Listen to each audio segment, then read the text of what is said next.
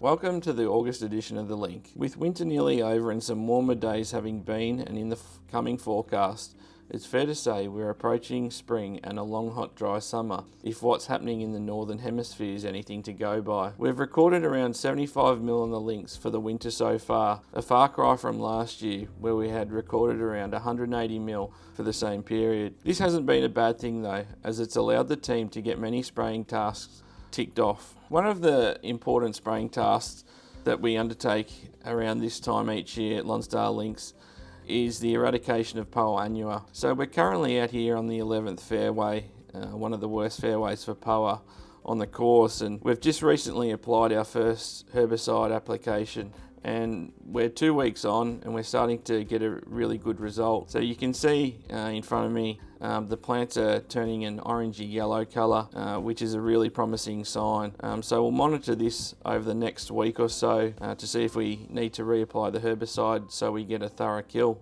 Many members may have also wondered why we weren't cutting the Poa on this fairway, and the reason behind that is to give us a bit more leaf for the herbicide to contact when we're applying these herbicides. So Poa is really becoming an extremely tough grass to control for turf managers these days. So we're looking at any ways that we can really get good contact onto the plant because there's a lot of herbicides out there that the Poa plants are building up resistance to. We've also tried a product for the Poa eradication in the bent grass.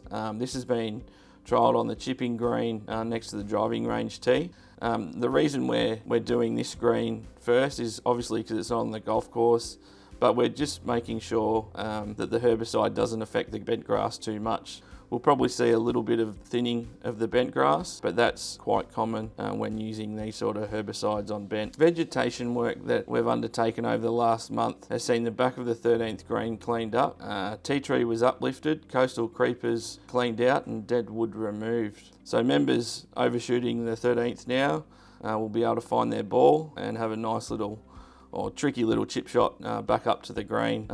It's also allowed the maintenance team to get their machinery in there to keep this tidy. We've also started to tackle the left of the 17th where there's been a lot of coastal creeper smothering the tea tree. So this has commenced and we'll continue this task throughout August. As Josh mentioned in a newsletter a couple of months ago, practice nets have been approved, and this month we'll start earthworks in preparation for a concrete slab to be poured and nets to be installed. So the location will be directly behind the driving range ball hut. This will involve the recontouring of the mound that blocks the 9th green from the driving range tee.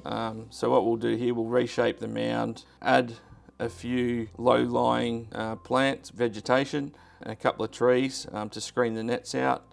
So they're not really visible and they're hidden in the mound and behind some of the vegetation. We'll also be removing the mound at the kiosk lawn.